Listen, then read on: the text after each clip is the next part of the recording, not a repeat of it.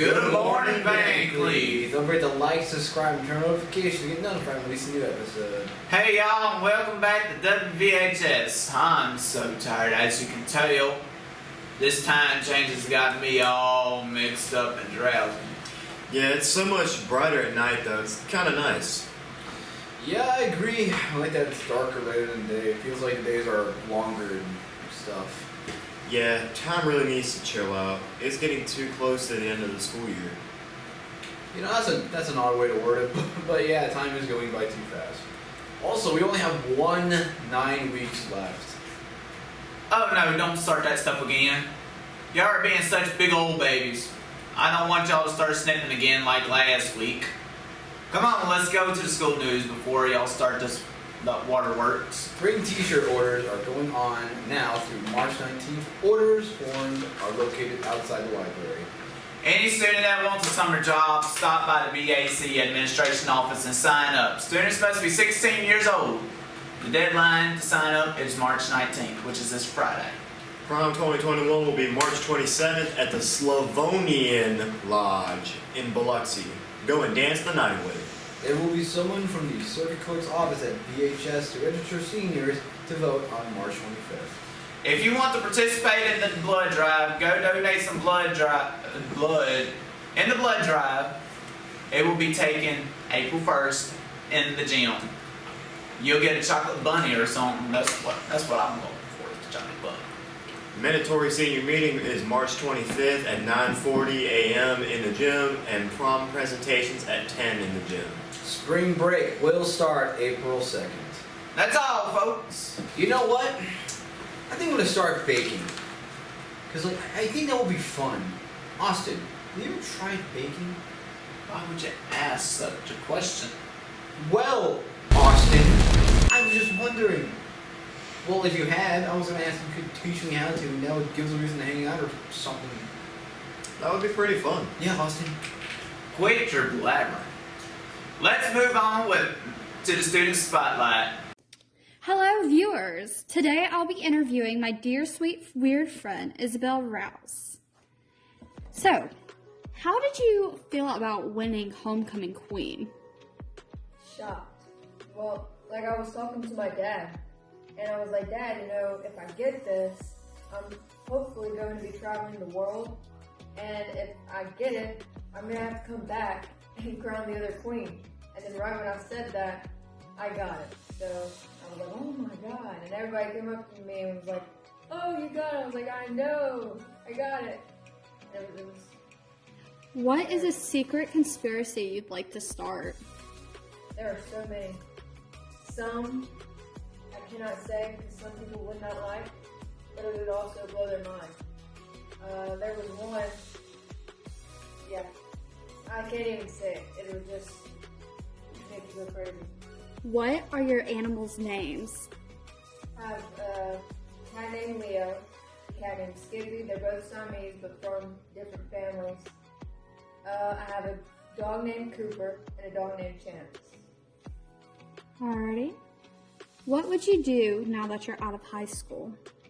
Still trying to figure that out. That sounds horrible, but I'm still trying to figure that out. I got things in my head. It's a going process. Alrighty, thank you. Thanks for that student spotlight.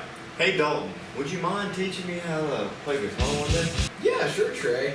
You know, actually, what would be a good day for you? I actually have to do something this weekend, but... Stop, you guys. Not right now. We have a show to run. Chill out with the weekend plans. Get Cheyenne up here with Hiya. Hiya! Now that our technical difficulties are solved, hiya, I'm Cheyenne, and for this week's Teacher of the Week, I'm going to be interviewing Mr. Bell. He's super sweet and very helpful to all.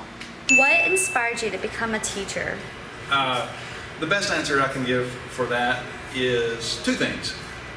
One thing that really inspired me or made me want to become a teacher is to have time off with my family. I know that sounds really selfish.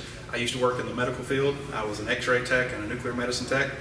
And I knew I wanted to start a family, and I knew that teachers had summers off and spring break off and Christmas off to spend with their family, and that was my first motivation to become a teacher. Another inspiration to become a teacher were the teachers that I had in my life. I remember several times in my life when life was rough and a teacher did something simple like slide me a dollar bill to go grab a snack or offer to stay after school to help me on some kind of concept that I couldn't do. So that was always in the back of my mind, remembering how other teachers impacted my life, and maybe I can share that with a couple of kids. How do you feel about baby number 2? So baby number 2, Beckett Ray, he's incredible. I don't know how to boy, if you know what that means. I've had a girl for the last 4 years, and I'm learning what to do with a boy. He doesn't sleep very well, and he cries a lot. And he's only happy when he's in his mama's arms. And when he's in his daddy's arms, he cries a lot. But I love him, and it's a lot of fun. How is it to work with your wife? It's terrible. I don't recommend it at all. I'm just kidding. Miss Bell is an incredible teacher. The benefit that I have that a lot of other teachers don't have is when I go home and I talk about my trouble in class and with kids in class and with my issues, Miss Bell's going through the same kind of stuff. So she can give me her feedback on how she deals with problems, and I can give her mine. And it really, we work well together, I'll put it that way. Has the time change had any effect on your schedule? Not so much, because with baby number 2, Beckett is about 7 or 8 weeks old now. He's not sleeping anyway, so I'm up all night anyway. So the time change didn't affect me that much. I'm still sleeping about an hour or 2 hours each night. So. Oh, well, thank you. All right. Thank you. Thank you. Back to the anchors. Dang! That girl could throw a punch, I know that much. Oh, my butt. My butt hurts. Bro, it's literally St. Patrick's Day. Dude, I'm gonna pitch you. No, I'm gonna pitch you. No, I'm gonna pitch you. I'm going to Las Vegas early. Oh, okay. Moving on to Muss's Mosh Pit of Sports. Welcome to Muss's Mosh Pit of Sports. I'm Les. I'm Trey. Cade Carpenter was Player of the Week in baseball, and in softball, Amy Johnson got Player of the Week. Christian Kell and Connor Mallett were inducted to the National Football Foundation and Hall of Fame Gulf Coast chapter. Christian got it for Scholar Athlete Award, and Connor for Stephen Peterman Award. Baseball won 18-11 over St. Patrick's. Kell won the game in relief. Cade Carpenter was 4 of 5, batting with 3 home runs and 1 double. Baseball also won 5-0 against Greene County. Carson Robb pitched 6 innings, allowed 2 hits, 0 runs, and got 6 strikeouts. And Cade Carpenter had a triple and a home run, with 3 runs batted in. Now back to the anchors. Thank you, Muss. Can't wait for more sport news. I can't believe it's the Mosh Pit and not Marsh Pit of Sports. It makes so much sense that way. Hey, Doug, why couldn't the bicycle stand up? I don't know, Trey. Why couldn't the bicycle stand up on it? It was too tired. Oh my gosh. Get me out of here. I thought I would never say this. Let's get on to tech time. Hello, you know what time it is? It is tech time. So let's see what the super historical computer Jones is.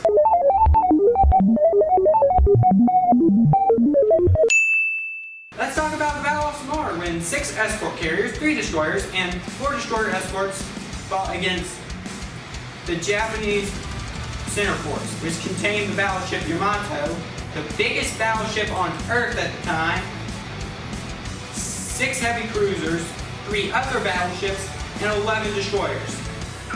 Who do you think won? So the battle started on October 24th, 1944, with a U.S. recon flight fighting the Yamato and Center Force.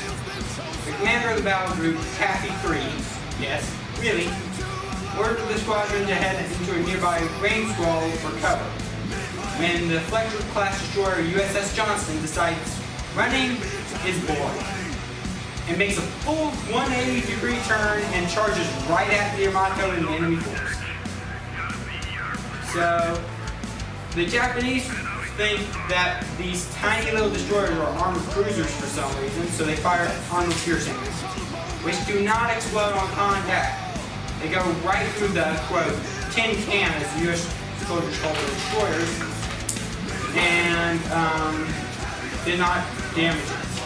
While the small escort carriers launch all available aircraft armed with pretty much everything available, including a .38 caliber revolver. And the pilot is basically drive by the sky by opening the cockpit of the plane and shooting out the side of it while passing in the bridge. This is quite unique. So then the rest of the destroyers and destroyer escorts attacked, including the famous destroyer escort that fought like a battleship, the USS Samuel B. Roberts. However, the last part of the battle, after the enemy ships realized that the two ships are lightly armed destroyers, they switched to high explosive rounds, which sinks the ships all. All in all, the battle was U.S. victory. Admiral Kurita, the commander of the center fort, freaks out and calls a retreat, basically running off because he does not know what's going on. He's scared of tiny little destroyers. The U.S. casualties were 1 escort carrier, 2 destroyers, and the destroyer escort Samuel B. Roberts. 4 damaged escort carriers, 1 destroyer damaged, 2 destroyer escorts damaged. The Japanese lost 3 heavy cruisers, 1 damaged destroyer, and 3 damaged heavy cruisers, whose names I am not going to attempt to pronounce. Now back to the anchors. Thanks, Tech. Hey, Austin. The cheese factory exploded in France. Okay. Debris was everywhere. It's so funny because it's cheese, Why are you laughing?